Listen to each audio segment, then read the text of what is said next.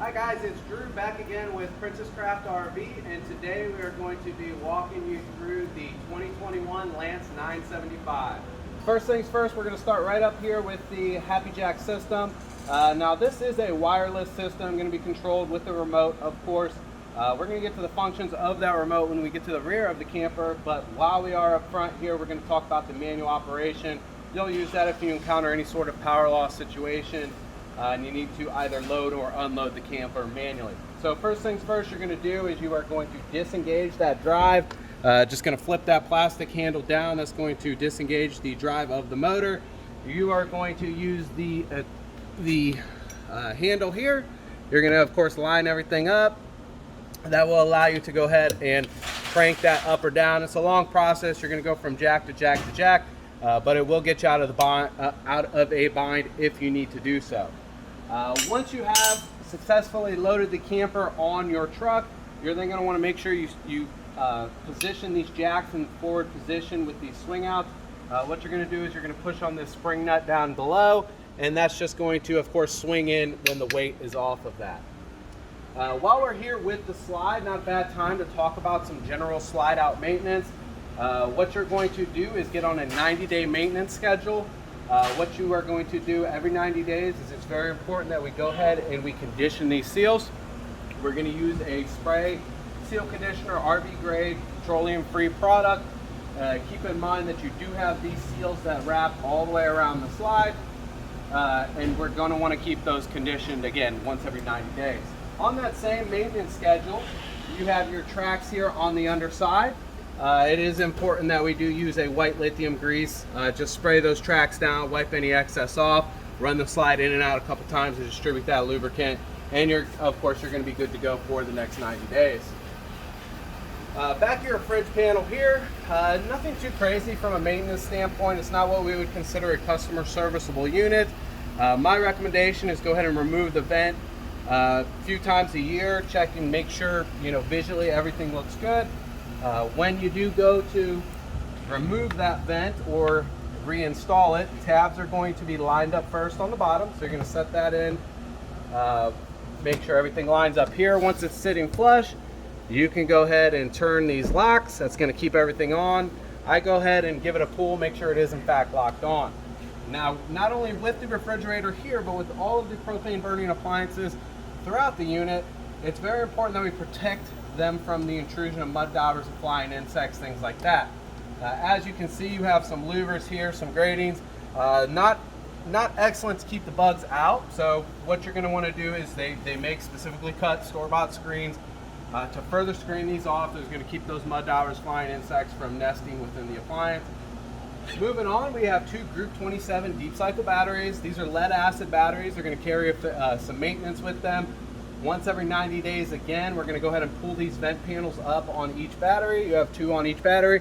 We're going to check the water level. So there's going to be a clear marked water line in there, and it is very important that we do just maintain that water level with distilled water.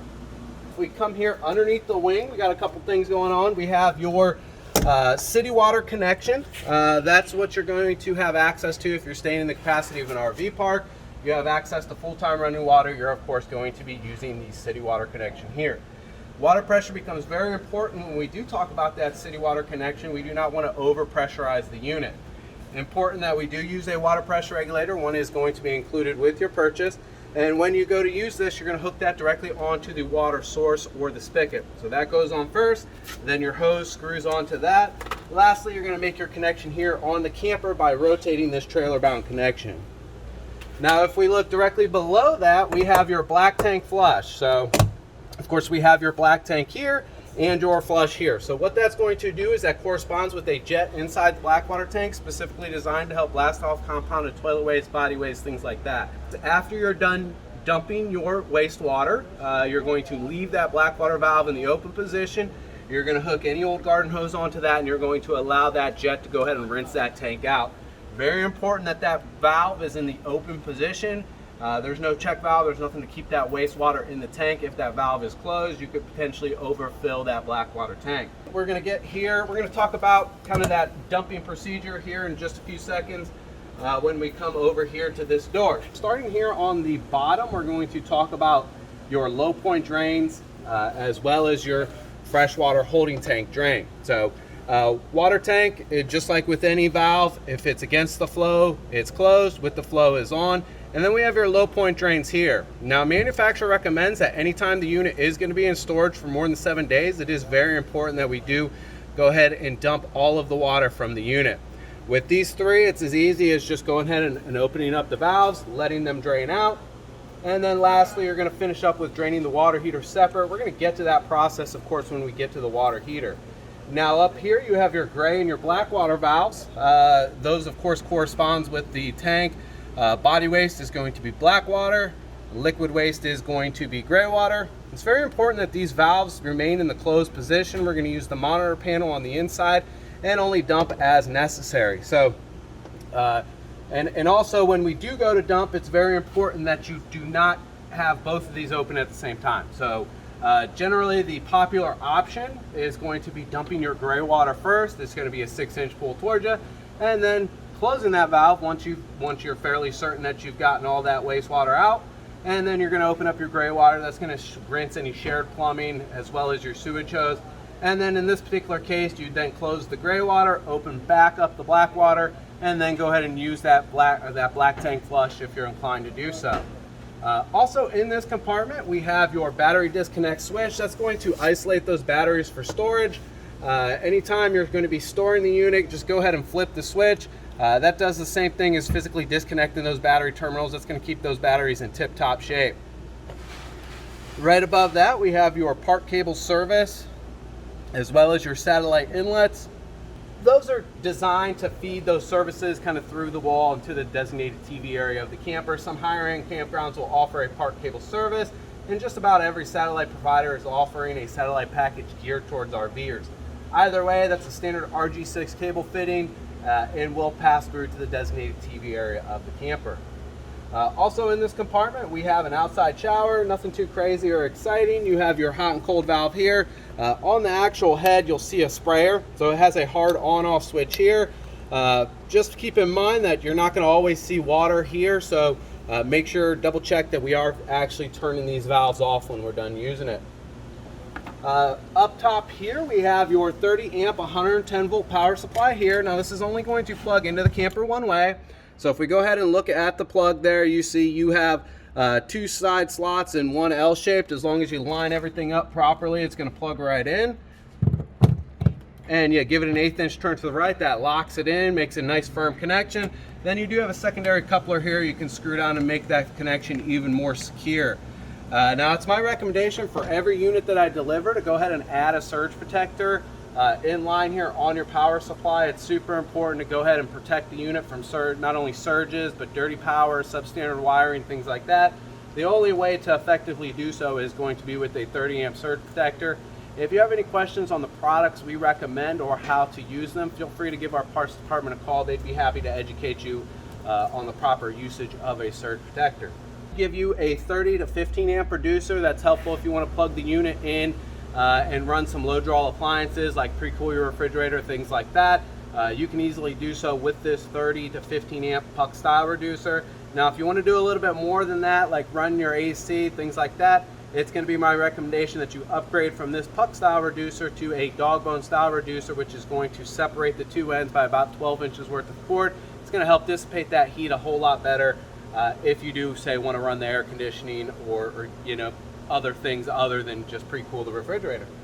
Not too terribly much going on here in terms of appliances. You of course have your storage here. Big, large, long compartment. You have in the bumper storage for your sewage components, things like that.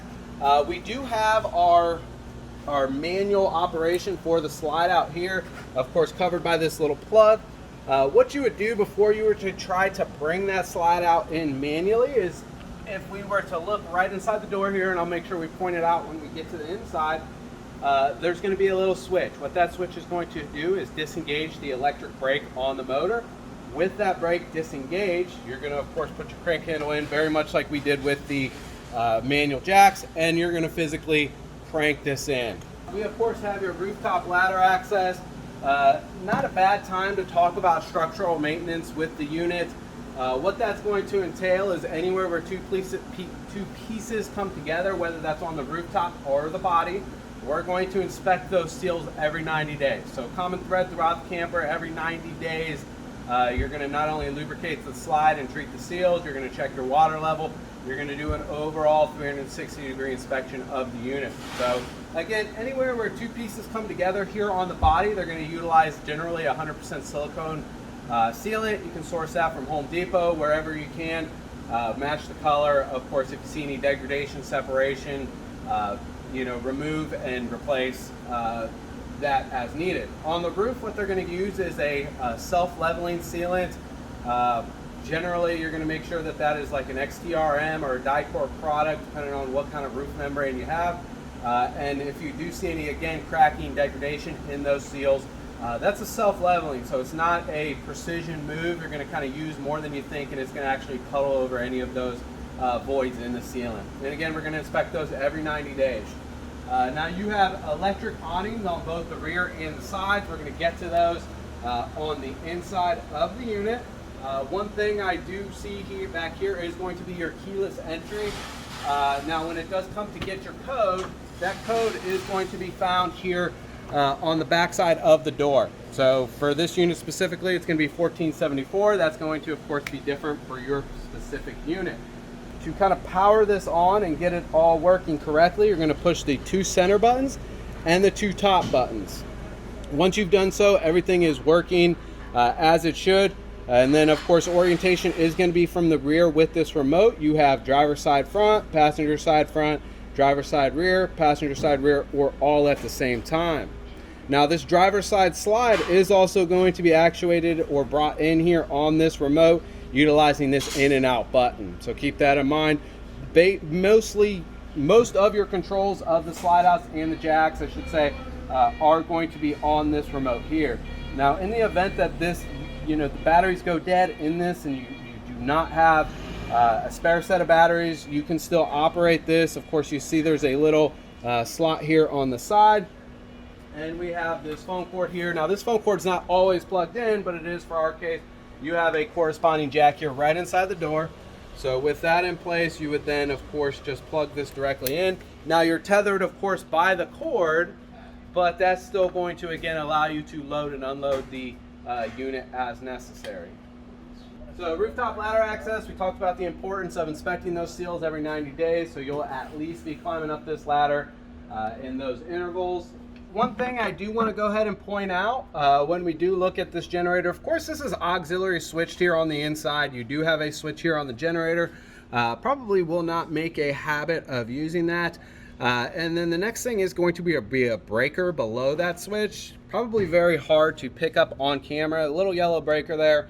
Now one thing I want to point out is that is your outputting power breaker. Now the breaker on these Onins is kind of famously soft.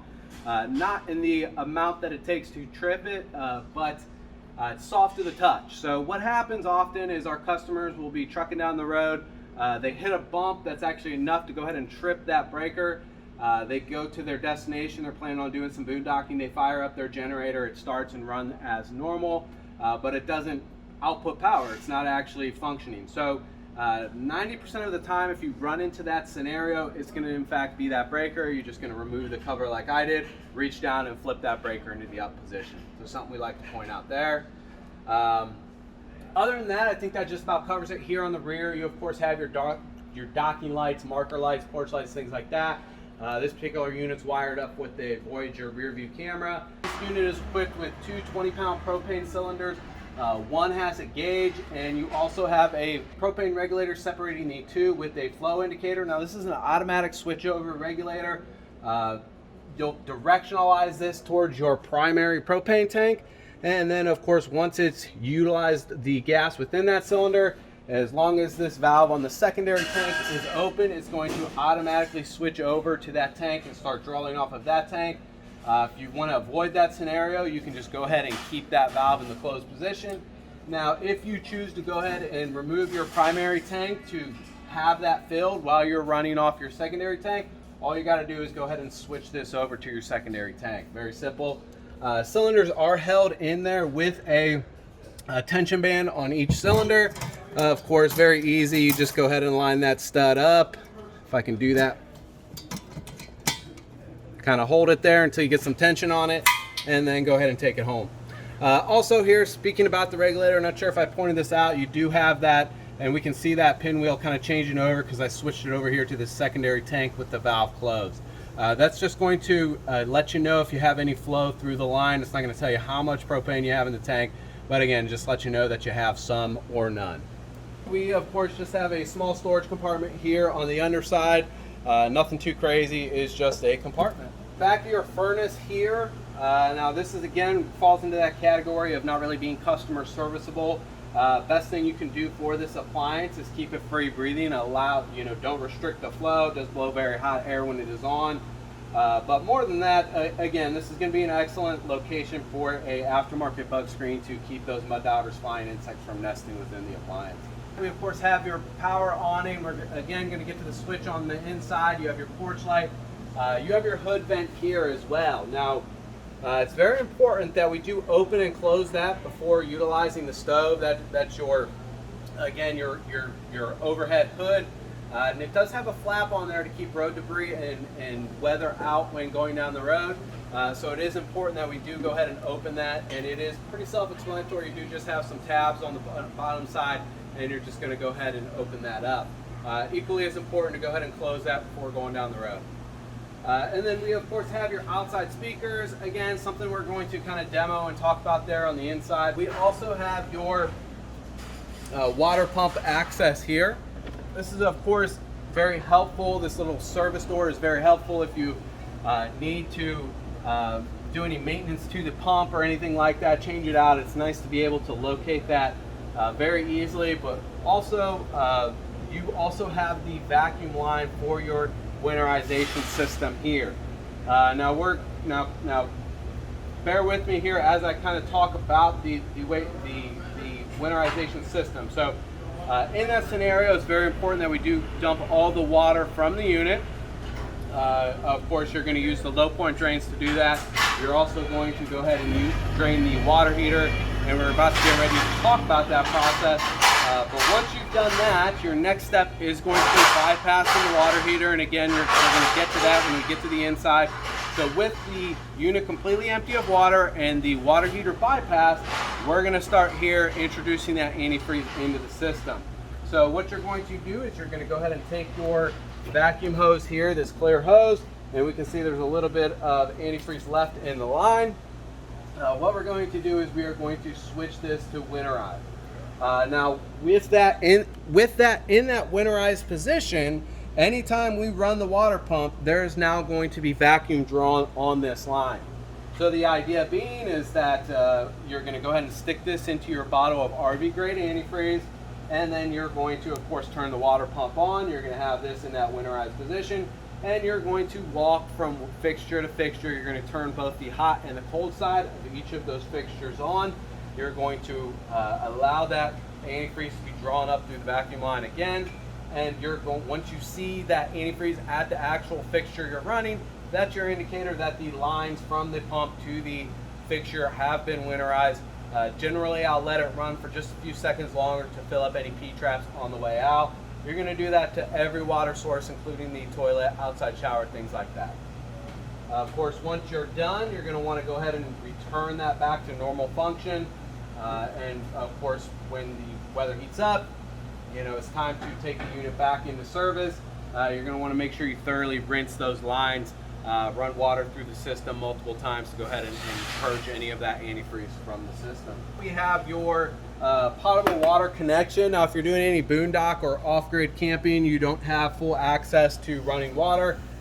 This is what you're going to use. This is just going to be how you fill up the onboard water tank. You're going to stick the freshwater drinking hose directly into that orifice. You're going to fill it up until you are satisfied, and we cap it off. And then again, to make that water usable, we're going to need to use that water pump to draw that up from the tank to the fixture. Next up, we have your water heater here. Now, I've referenced the importance of draining this water heater multiple times in this presentation. We're going to go kind of more in depth with that process. What that's going to entail is, again, anytime the unit is going to be in storage for more than 7 days, it's very important that we do drain this. And it's very important from a safety standpoint that we follow the series of events to the T. So what you're going to do is you are going to cut the overall inflow of water to the unit completely. So if we're on city water, we're going to physically turn that valve off. If we're running off of potable water here, we just flip that water pump off. So with no new water circulating or pressurizing the system, we're then going to go to any water source within the unit. We're then going to open up the hot side of that plumbing, and we're going to allow any excess pressure or water to go ahead and bleed off from that location. So once we've depressurized the unit, and that is the most important part, other than of course making sure it's cooled down, is depressurizing it before we go ahead and drain it. So once we've depressurized the unit, we're going to come here with a 15/16 either socket or wrench, and we're going to go ahead and back out that drain plug. Now this is a porcelain line system Atwood Dometic water heater, so there is no anode rod to maintain with this particular scenario. So once you've gone ahead and drained it, you're good. Now on the flip side of that conversation, it's very important that we kind of prime the water heater or pump 6 gallons of water back into the water heater when returning the unit back to service.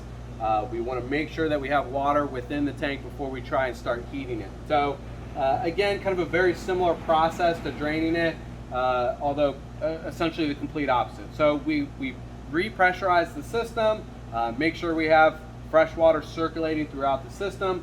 Once we've done so, we're again going to go to the hot side of that spigot, or the hot side of any fixture within the unit. We're going to turn that on. We're going to see slightly different scenario at this point. You're going to see a lot more water coming from it, but a lot more air as well. So that flow is going to be very interrupted, very spitty, very bubbly. What it's doing is displacing the air within the tank and refilling it with 6 gallons of water. So once that flow normalizes at the fixture, you have a constant flow of water. That is your indicator that you do have 6 gallons of water within the unit, and you can start heating this, heating that water up. One last thing to point out about the water heater is going to be your sources of heating that water. This is a dual source water heater, which means it runs off of not only 110 volt standalone electricity, but it will also run off of propane gas with 12 volt direct spark ignition, or both. So if both is going to be your most efficient when it comes to recharge, you're looking at 17 gallons per hour.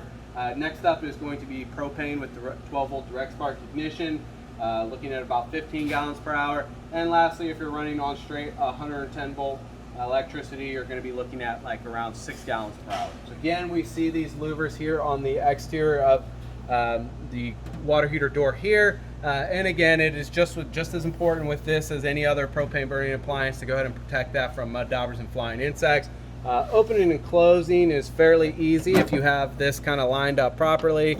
You go ahead and pull that while kind of pushing the door in. It's a little spring latch, and then once you have that all the way through that slot, you go ahead and rotate it. You do have a couple 110 volt all-weather outlets here on the underside. Make this space a little bit more enjoyable if you want to plug any appliances while you're hanging out here underneath the awning. And then we also do have a quick connect gas line here on the underside. That is just a direct connection to the propane tanks. That will allow you to go ahead and utilize a gas grill, maybe a propane fire pit, propane heater. Very important when not in use, you go ahead and put that rock cover on. That's going to keep any road debris or dirt from depositing in the fitting itself. We're going to hop on the inside and take a look a little more into the functions of the unit itself. So here we are on the interior of the 975. Right inside the doorway, we got a multitude of switches here. Starting here at the bottom, you have your backup camera switch. Now, the reason why you have that switch there is you have a 12 volt socket within the unit. You can actually hook up that monitor that monitor inside the unit and flip that switch on, and that actually gives you kind of a camera above the door, which is a really cool feature. You're not really going to find that in any other unit other than the Lances. We have your docking lights here. That's going to be the bright white LEDs we seen when we were here on the rear of the unit. We have your exterior porch lights. They are labeled left, right, and rear. These are going to be three-way switches, so of course that middle position is going to be off on all of those. And if we go ahead and flip to the down position, that's going to be, again, a bright white LED. If we flip all the way up, that's going to be like an amber colored bug light, less intrusive than that bright white LED. So remember, those are all three-way switch. We have a courtesy light here. So this is just a switch you can hit if you're coming into the unit at dark. It's going to turn on one single light, and that will allow you to come in the unit and actually turn on more lights. So just a common switch, so you're not, you know, kind of tripping over things coming into the unit. And then this was referenced here on the exterior of the unit. This is part of that Happy Jack system.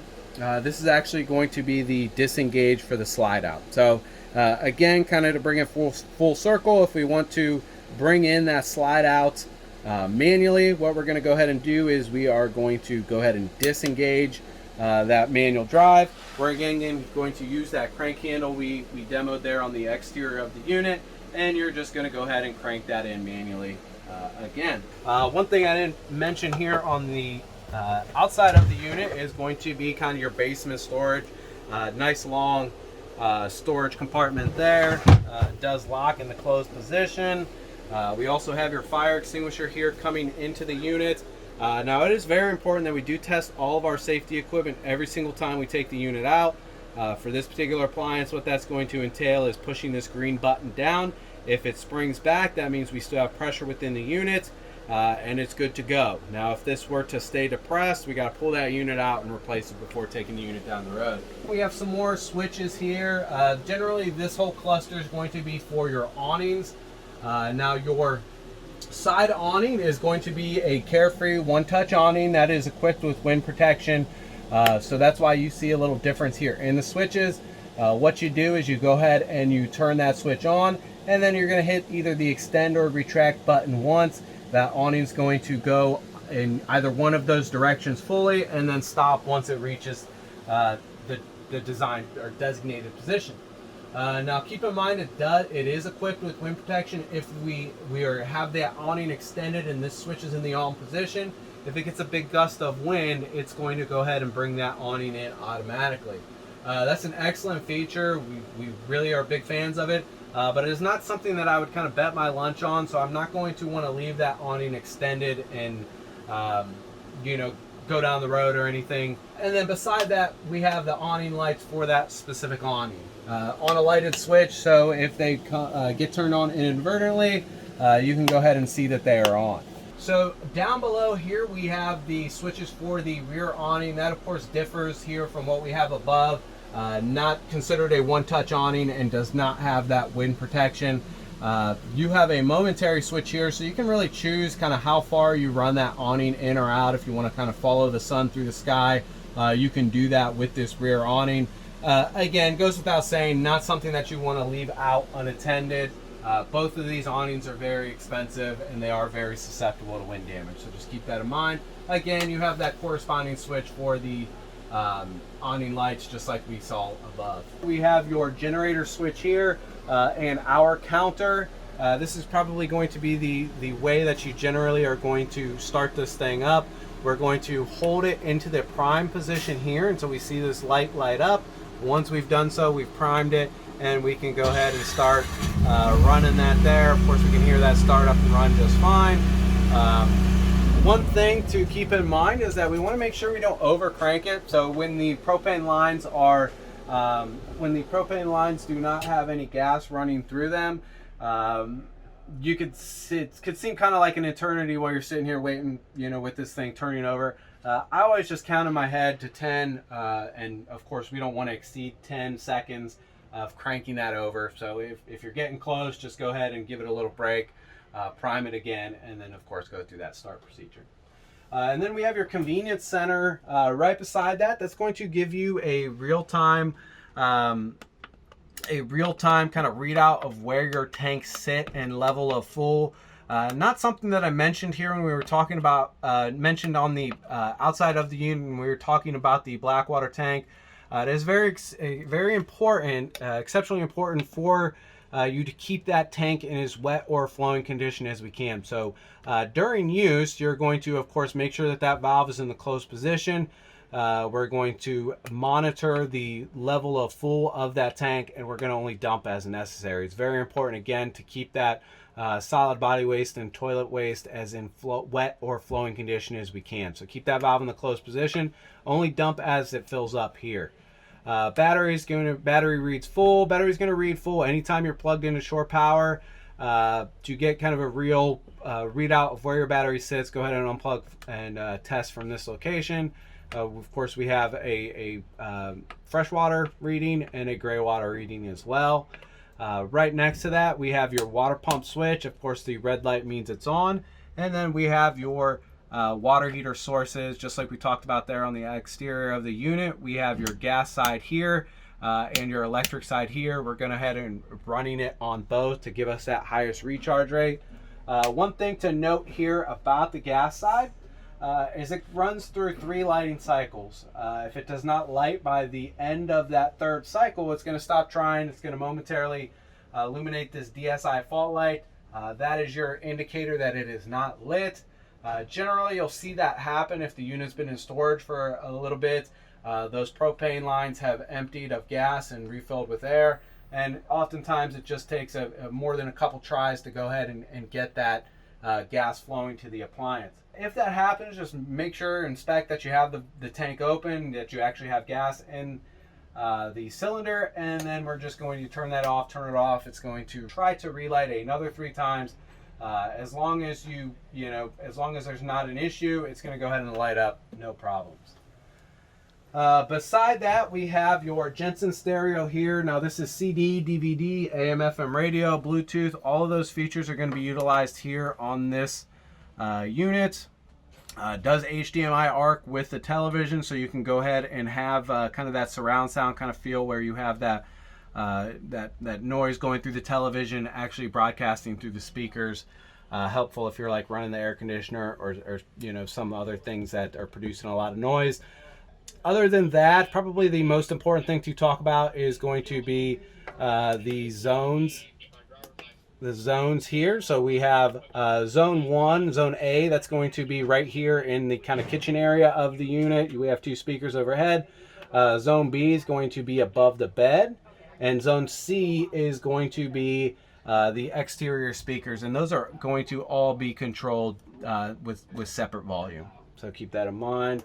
I'm going to go ahead and turn this off. If you are trying to have that sound be ran through the television, start here. So if you put that in HDMI arc here, it's going to send a signal to the television. It's going to turn on the television, and everything's going to sync up proper. Now, if you go ahead and turn the television on and then come here and put it in HDMI arc, there's a chance that things aren't going to jive properly, and you're not going to get that kind of over the air or broadcast to the speakers. So just something to keep in mind. Standard metal mini blinds here in the kitchen area. Again, same kind of blinds that you've probably seen multiple times throughout your life. On-off switch here for this overhead light. Again, nothing too kind of out of the realm or exciting here. You have these countertop extenders. We can go ahead and move those out of the way. We have the pull down sprayer here, and then we also have the different spray modes as well. Cooktop, again, nothing too kind of crazy here. You do have a sparkler on that cooktop, so you're going to go ahead and turn the knob and then rotate that clockwise, and it will go ahead and click and light those burners up. Now we're going to be lighting the oven slightly different. You're going to light that like you would a pilot light. You're going to go ahead and turn this to pilot, and you're going to hold that on. Hold that in, I should say. Now you're also going to, of course, open the door. You're going to get a long stem barbecue lighter. And this is always hard or tricky to get to actually show up on camera. But down here you have the actual burner and the thermal coupler. That's right where we want to go ahead and put our flame. So while holding that in the pilot position on the knob, we're going to put our lighter down here until we see the pilot light. And then once we have fire there, we can go ahead and turn this to our cooking temperature and go ahead and go through that kind of preheat procedure. Now keep in mind, when utilizing this, if we go back here, that's going to extinguish that pilot light. So if you're still cooking multiple things, keep it kind of here. That way you're not having to go ahead and relight that pilot light on a hot oven. Next up, again, kind of usual suspects here in terms of function. We have your hood, light, and fan. Again, pretty indicative of what you're going to see in the residential sector. We also have a cover for your cooktop here. Now this locks in that up position, so we lift up on that. That's going to position that out of the keyholes and allow you to go ahead and shut it. So nice stainless steel top here up top. Above all of that, we have your microwave. Pretty standard microwave. Now these RV microwaves do not have a turntable, which is nice. You don't have to worry about that. You don't have to worry about that rattling around or getting broke going down the road. Other than that, functions very much the same as any other microwave you've ever used. You have preset time and functions here up at the top. Of course, your time and temperature here, stop and start. Pretty straightforward stuff. Here on the wall, beside that microwave, we have your solar charge controller. That's going to give you any information about your solar panel, what you're taking in, how many amp hours, as well as battery voltage. This is kind of the brains behind that solar panel setup. It's going to take in energy as needed to recharge those batteries. Once they're full, of course, it's going to stop taking in energy. Now all of the cabinetry within the unit, they're going to utilize these little lock latches. Very important to note that you're going to want to push the button in both directions. What I mean by that is when we're closing it, we hold that button down until we're closed and it's going to lock. Same on the way open. Now if you just go ahead and make a habit of like slamming these doors, what often will happen is it's going to bend this little tab out of the way, and they will then either need to be replaced or adjusted to get those cabinets to lock properly. All of the lights here within the unit that are not on the switch, and I believe the only one of these is on that switch, they're going to be switched right on the fixture itself. You have a sliding tab here, very easy to turn those on and off. Good time to go ahead and demo the other style of shades you're going to find throughout this unit. They go ahead and utilize these projector style shades. You have that kind of screen set up to block out some light, and then you of course have your privacy, and then both of those you pull down a little further and they're going to go up. We're also going to see the operation here of the windows. They have a folding tab that comes out. From there you can just go ahead and crank. I love this style of windows. Now they don't fully open, but they're very usable if you're encountering any rain or anything like that. Also, of course, this area makes up a secondary sleeping area. We're going to go ahead and demo that. Generally, it's going to work out better if you kind of momentarily move these cushions out of the way. Of course, this is as easy as it gets when it comes to dinette beds. You have a locking lever here. We're going to swing that over to the left side, and then that table just comes down. And of course, once we're in that down position, we want to lock it. We can take our big cushions and kind of put those in their original position. We'll take the back cushions, put those in the middle, and sometimes you got to kind of squeeze things together, but you can easily work that cushion in, and of course take advantage of that secondary sleeping area. Now returning it back is just as easy. You of course unlock it here, lift that up, and slide that locking collar back, and that's it. Also here in the dinette, we have your GFI resettable plug.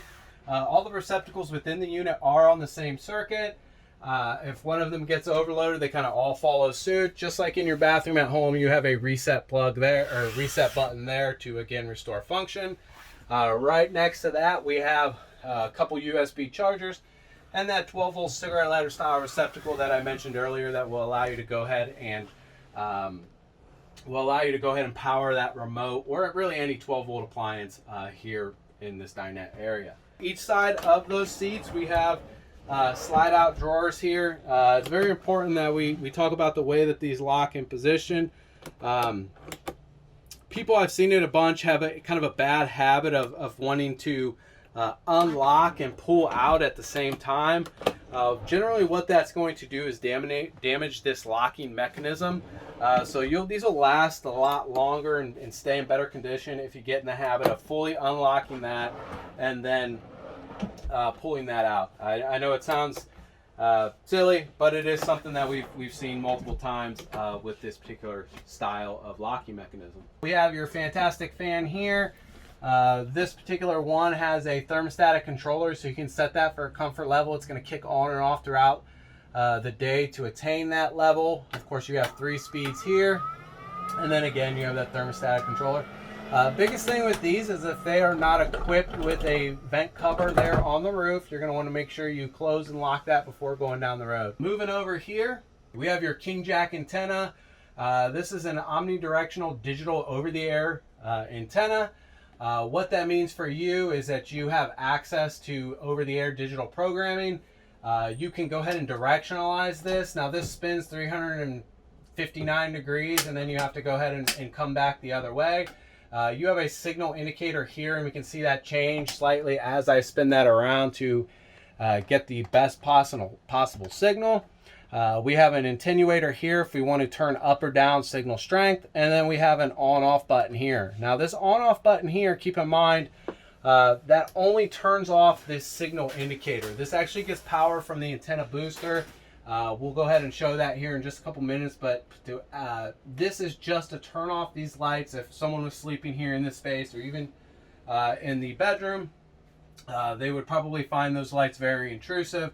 That is so you can still, of course, power that antenna, take advantage of that digital programming, but you're not looking at that signal indicator every time. Not sure if I mentioned this. This is an always up antenna, so there's no need to like crank it up or down. It stands up about 12 inches on the roof line, and no need to again crank that up or down. Dimmer light here for the overhead lights on the slide. We can go ahead and choose the brightness of those, which is a pretty cool feature as well. So coming over here to the television, first thing you may notice is going to be this little black ribbon that's hanging down here. We're going to go ahead and pull that to actually unlock that television mount. Of course, from here you can go ahead and position this mount to wherever you find yourself in the camper. Right now we're going to go ahead and move that out of the way because that doesn't differ very much from any other TV you've ever used, other than it's a 12-volt TV. So you will have access to that running off the battery, off grid. One thing I wanted to point out is going to be this antenna booster. Probably hard to see on camera, but there is a little push button there to turn that on and off. And again, the reason for turning that on and off is actually to turn this antenna off. So that's how it gets its power. Now, one thing to keep in mind, if we are going to utilize the cable inlets that we saw at the very beginning of this presentation there on the outside, they share the same pathway as that antenna. So to allow that signal to bleed through, we're going to need to make sure that that light's in the off position. If we're utilizing a park cable service, we of course make our connection out there, make sure that that light's off, and we're good to go. When replacing the TV back into its space, we want to, we're kind of looking for a firm latch or a firm click to make sure that that's actually locked in. Again, one of these things that I always kind of go back and check. One thing to note up here is going to be another piece of our safety equipment. Standard 9-volt smoke alarm, same variant you're going to find at home. Not a bad idea to keep a spare battery with you in case this starts indicating in the middle of the night that it needs to be changed. And it is also something that we are going to want to test before going down the road. Takes us to our refrigerator here. This runs a Norcold refrigerator. I believe this is a 3-way refrigerator. Yep. So handles are going to be, of course, on the top of the door of the refrigerator, bottom of the door of the freezer. Nothing too crazy with that. And then, of course, we have your on-off switch here. And then next we have your mode button here. So AC, of course, is going to be the plug. That's, of course, you're plugged into shore power. You're going to be running it off of that AC. Next up, if we go through the modes here, is going to be this droplet. That's going to be propane gas. That's going to be your boondocking or going down the road option. And then lastly, we have 12 volt. 12 volt is definitely a decent option. It is super power hungry, so be careful when it does come to consumption.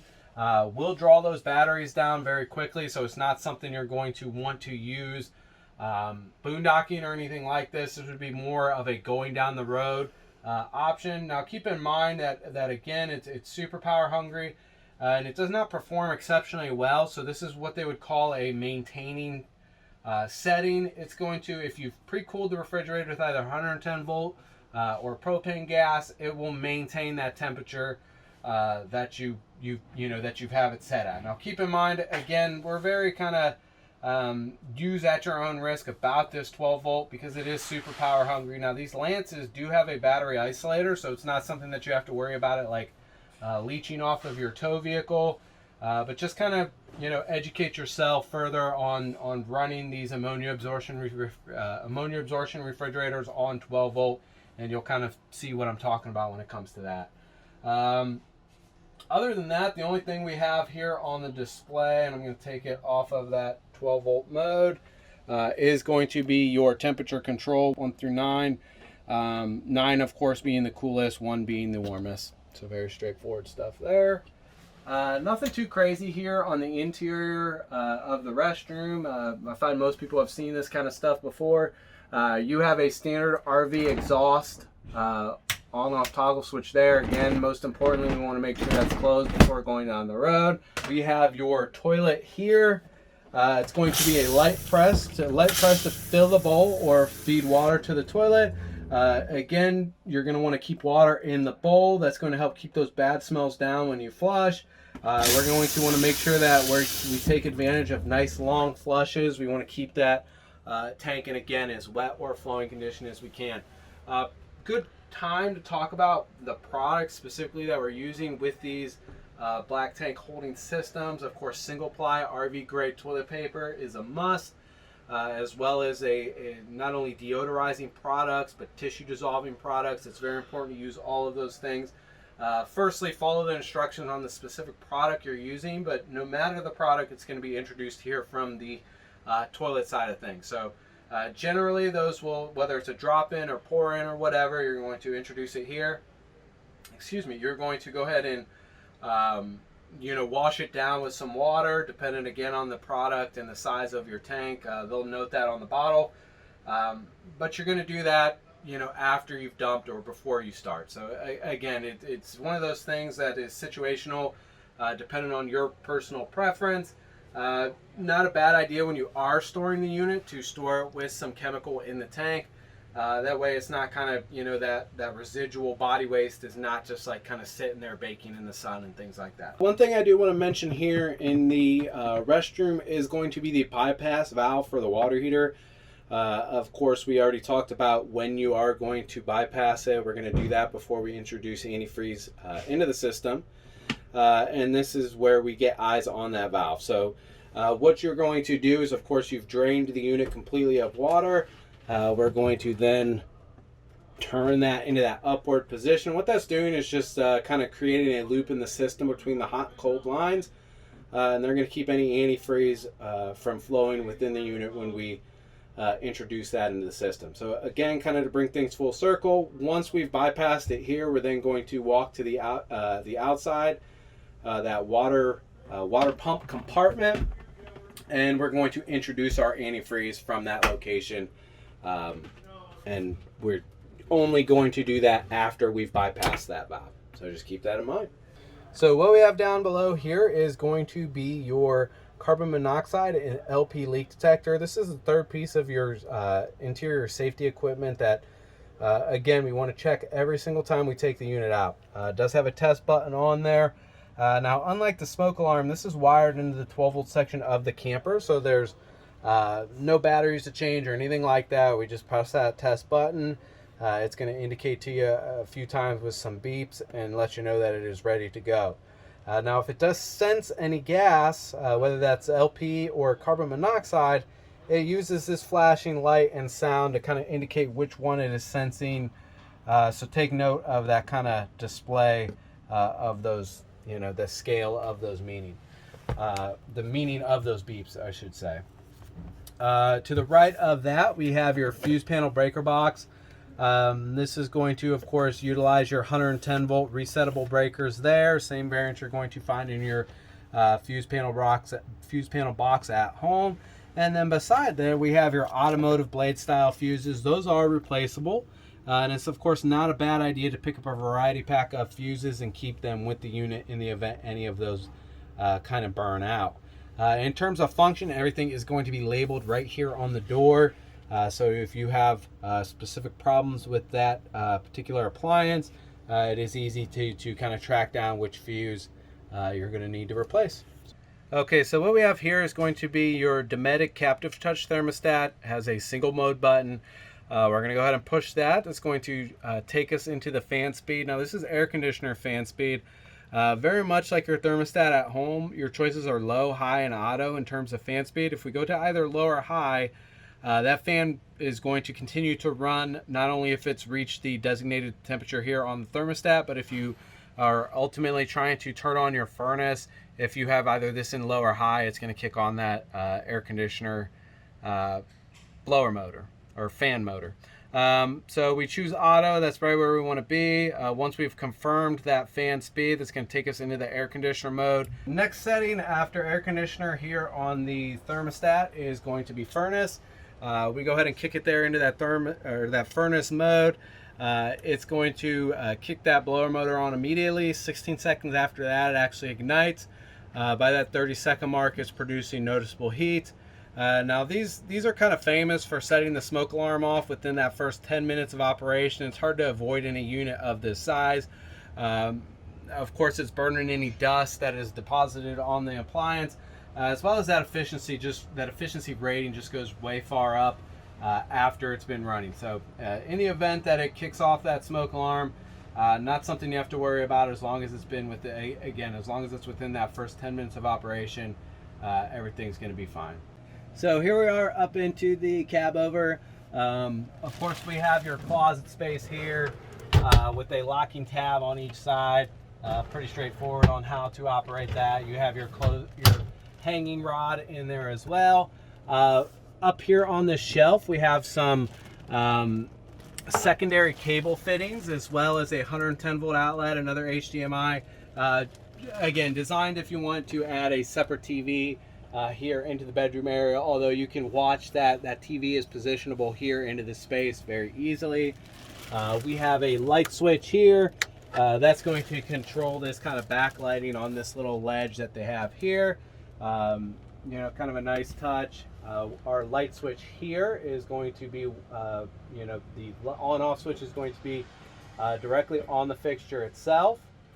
Of course, we have your speakers here. We talked about those are going to be zone B for you here. We have your hike vent or escape hatch here. We have a button here. It's very important to note the position of that button because that's kind of the lock mechanism. So you push that button in, allow that handle to come down, and you're going to pull it back to go ahead and actually open that vent. Now, when you go to close it, make sure that you are pushing that handle above that button, and that's going to lock that and keep it closed. Of course, you have a screen here if you want to kind of have that open but not worry about critters getting in, or you have your you know, kind of block out there if you want to go ahead and sleep in. Other than that, here up on the bed area, we have these reading lights. These are pretty cool. So they come on or off like that. It's like a touch button here, but if we go ahead and hold that button, they actually are on dimmers as well, so they can kind of dim out. You can turn just that blue light on, or of course you can turn it off as well. This is going to be your emergency exit. Any event that your entry door is blocked, this would be your exit. This particular one has the unlock handle here, so we just kind of lift that down. This window will hold position, so you can operate it like a standard window. But if we were particularly motivated enough, we would rip this screen out. That window is going to come full out like a doggy door and allow you to go ahead and exit the unit from this position here. So that just about covers it here with the 2021 975. We hope you enjoyed the walkthrough. If you do have any questions or concerns, maybe something we can explain a little further, or answer. Don't hesitate to either comment the video or give us a call. We hope you enjoyed the walkthrough. Thank you for your time.